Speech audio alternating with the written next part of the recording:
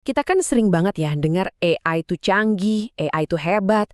Tapi pernah kepikiran nggak apa sih rahasia besar di balik semua keajaiban itu?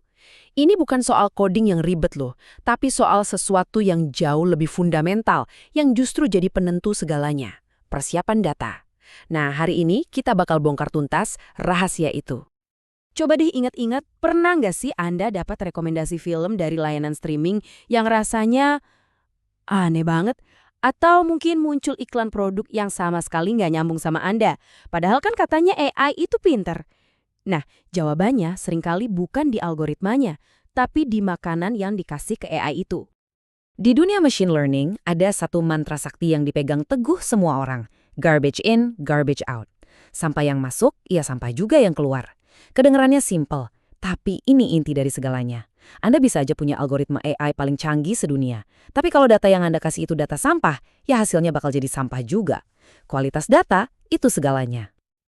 Oke, mari kita bedah lebih dalam lagi soal masalah garbage in ini. Data mentah di dunia nyata itu sebenarnya kayak apa sih? Siap-siap kaget ya, karena seringnya data itu berantakan banget. Dan inilah tantangan pertama yang harus kita taklukkan. Nah, disinilah pra-pemrosesan data atau persiapan data jadi pahlawannya. Anggap aja proses ini kayak seorang koki profesional yang lagi miss and place, nyiapin semua bahan sebelum masak. Motong-motong bawang, nimbang bumbu, mastiin semuanya siap di tempatnya. Tanpa persiapan matang ini, resep masakan paling hebat pun bisa jadi berantakan. Dan inilah wujud bahan-bahan mentah yang kita hadapi.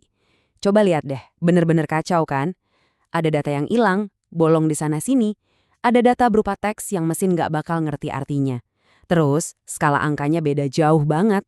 Coba bayangin ngebandingin umur sama gaji dalam jutaan, kan nggak seimbang.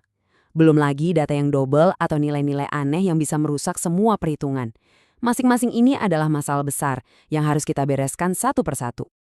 Jadi, langkah pertama kita apa? Udah pasti, bersih-bersih. Anggap aja ini garda terdepan kita buat melawan data yang kotor dan nggak lengkap. Coba bayangin, kalau dataset kita itu ibarat puzzle, tapi banyak kepingannya yang hilang. Apa yang terjadi? Ya, sebagian besar algoritma machine learning bakal langsung mogok. Mereka bingung, nggak tahu harus gimana, ngadepin data yang kosong. Nah, tenang, kita punya beberapa strategi cerdas buat ngatasin ini. Kalau data yang hilang cuma dikit, ya cara paling gampang, buang aja barisnya. Tapi kalau banyak, kita harus pinter-pinter ngisinya. Buat angka, kita bisa pakai mean alias rata-rata, atau median, nilai tengah. Bedanya apa? Gini, bayangin data gaji karyawan, terus ada satu data gaji CEO yang miliaran. Kalau pakai rata-rata, angkanya bakal ketarik jadi tinggi banget dan nggak realistis.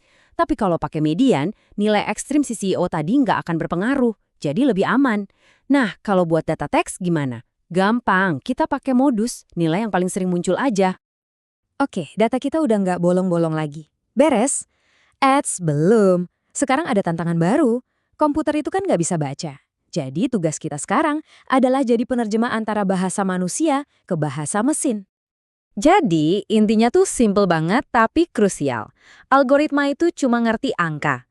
Kata-kata kayak pria, wanita, atau biru buat mesin itu cuma sekumpulan huruf tanpa makna. Mereka cuma bisa ngomong pakai bahasa matematika. Solusi paling dasarnya disebut label encoding. Gampang banget seperti yang Anda lihat di sini. Kita tinggal ganti aja tiap kategori pakai angka. Pria jadi 0, wanita jadi 1. Simple. Dan ini cocok banget kalau cuma ada 2 pilihan atau kalau kategorinya emang punya urutan tertentu. Tapi, masalahnya muncul kalau kategorinya nggak punya urutan. Contohnya warna. Kalau kita pakai 0 buat merah, 1 buat biru, dan 2 buat hijau, nanti mesinnya bisa salah paham, ngira hijau itu nilainya lebih tinggi dari merah. Kan gaco? Nah, disinilah One Hot Encoding jadi pahlawan. Perhatiin deh, kita bikin kolom baru untuk setiap warna. Jadi kalau datanya biru, ya cuma kolom biru yang dapat angka 1, sisanya 0. Jenius kan? Nggak ada lagi urutan yang dipaksakan. Oke, sekarang data kita udah bersih. Udah jadi angka semua. Tapi, ada satu lagi masalah tersembunyi yang nggak kelihatan, tapi bahaya banget. Masalah skala. Coba lihat perbandingan ini. Data umur mungkin rentangnya dari 20 sampai 70. Sementara data pendapatan bisa dari puluhan ribu sampai ratusan ribu.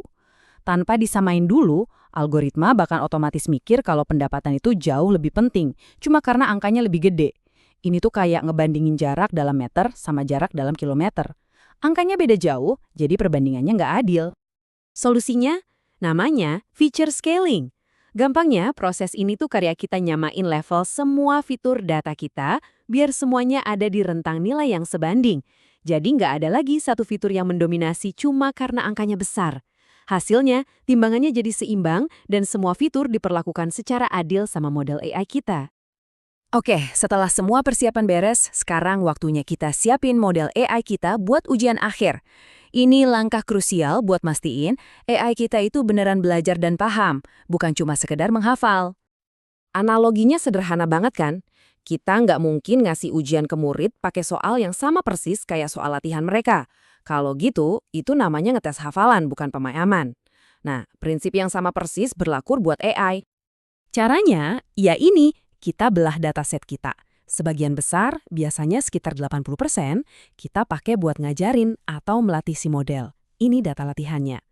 Nah, sisa 20%-nya ini kita simpan baik-baik. Nggak boleh dilihat sama sekali sama si model pas lagi belajar. Inilah yang bakal kita jadiin soal ujian yang sesungguhnya. Buat ngetes apakah dia beneran pintar atau cuma jago nyontek. Jadi, yuk kita rangkum lagi sebentar. Kita lihat lagi gambaran besarnya, seluruh perjalanan kita dari data yang super kacau sampai jadi data yang jernih dan siap pakai. Dan inilah dia, seluruh alur kerjanya. Kita mulai dari data mentah yang amburadul, terus kita bersihin kotorannya, kita terjemahin bahasanya, kita setarain levelnya, dan terakhir kita siapkan untuk ujian. Lihat kan, gimana setiap langkah ini mengubah gumpalan data yang tadinya nggak berguna menjadi aset yang sangat berharga, siap untuk membangun AI yang beneran cerdas. Jadi, lain kali Anda berinteraksi sama AI, entah itu dapat rekomendasi lagu atau ngobrol sama asisten virtual, coba deh berhenti sejenak. Pertanyaan yang paling penting itu sebenarnya bukan seberapa pintar algoritmanya, tapi seberapa bersih datanya. Karena di balik setiap AI yang kelihatan cerdas, ada kerja keras di balik layar untuk membersihkan dan menyiapkan datanya dengan sangat teliti. Itulah fondasi tak terlihat yang justru jadi penentu segalanya.